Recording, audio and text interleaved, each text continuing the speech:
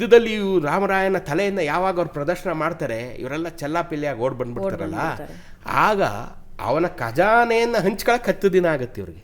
ಯಾರ್ಯಾರಿಗೆ ಏನೇನು ಅಂತ ಲೆಕ್ಕ ಹಾಕ್ರಿ, ಎಷ್ಟು ತಗೊಂಡು ಹೋಗಿದ್ದ ಇವರು, ಹಳೆಯ ರಾಮರಾಯರು ಎಷ್ಟು ತಗೊಂಡು ಹೋಗಿದ್ರು ಅಂತ ನೀವು ಇಮ್ಯಾಜಿನ್ ಮಾಡ್ರಮ್ಮ. ತಗೊಂಡು ಹೋಗಿದ್ದಿದ್ದು ಖಜಾನೆ, ತಗೊಂಡು ಹೋಗಿದ್ದನ್ನ ತಗೊಂಡಲ್ಲಿ ಹೋಗಿದ್ರಲ್ಲ ಅದನ್ನೇ ಇವ್ರು 10 days ಕೂತ್ಕೊಂಡು ಲೆಕ್ಕ ಹಾಕೋತಾರೆ. ಇದು ನನಗಿರಲಿ, ಇದು ನಿನಗಿರಲಿ, ಇದು ನಿನಗೆ. ಅಲ್ಲೇ ಅವರಲ್ಲಿ ಜಗಳ ಬಂದು ಅವರು ಅಲ್ಲೇ 5 ಜನ ಪುನಃ ಬೇರೆ ಹೋಗ್ತಾರೆ. ಈ ಯುದ್ಧಗೆಲ್ಲ ಕಷ್ಟೇ ಅವ್ರು ಒಂದಾಗಿರ್ತಾರೆ, ಮತ್ತು ಅವರು ಶಾಹಿ ಸುಲ್ತಾನರು ಬೇರೆ ಬೇರೆ ಆಗ್ಬಿಡ್ತಾರೆ ಅಲ್ಲೇ.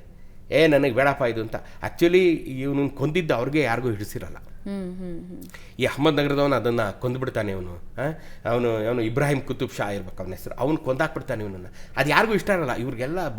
ಯಾಕೆಂದರೆ ನೀವು ಅಬ್ಸರ್ವ್ ಮಾಡಿ, ಭಾರತದ 2000 ವರ್ಷಗಳ ಇತಿಹಾಸದಲ್ಲಿ ಯುದ್ಧಭೂಮಿಯಲ್ಲಿ ಸತ್ತವರು ಬೆರಳೆಣಿಕೆ ಅಷ್ಟು. ನಮ್ಮ ಇಮ್ಮಡಿಯ ಪುಲಕೇಶಿ ಯುದ್ಧಭೂಮಿಯಲ್ಲಿ ಸತ್ತವನು, ಇವ ಹಳೆಯ ರಾಮರಾಯ ಯುದ್ಧಭೂಮಿಯಲ್ಲಿ ಸತ್ತವನು, ಟಿಪ್ಪು ಸುಲ್ತಾನ ಯುದ್ಧಭೂಮಿಯಲ್ಲಿ ಸತ್ತವನು, ಮುಮ್ಮಡಿ ಸಿಂಗೆ ನಾಯಕ ಕುಮಾರರಾಮ ಯುದ್ಧಭೂಮಿಯಲ್ಲಿ ಸತ್ತವರು. ಇವರೇ ಕೆಲವು ಜನ ಯುದ್ಧಭೂಮಿಯಲ್ಲಿ ತೀರ್ಕೊಂಡಂಥವ್ರು, ಇವರೇ ಕೆಲವು ಜನ. ಯಾಕೆಂದರೆ ಆ ಯುದ್ಧಭೂಮಿಯಲ್ಲಿ ರಾಜರನ್ನು ಯಾರು ಕೊಲ್ತಿರಲ್ಲ. ಯಾಕೆಂದರೆ ಚಿನ್ನದ ಮೊಟ್ಟೆ ಇಡೋ ಕೊಳ್ಳಿನ ಯಾರು ಕೊಲ್ತಾರೆ ಅಲ್ವೇ?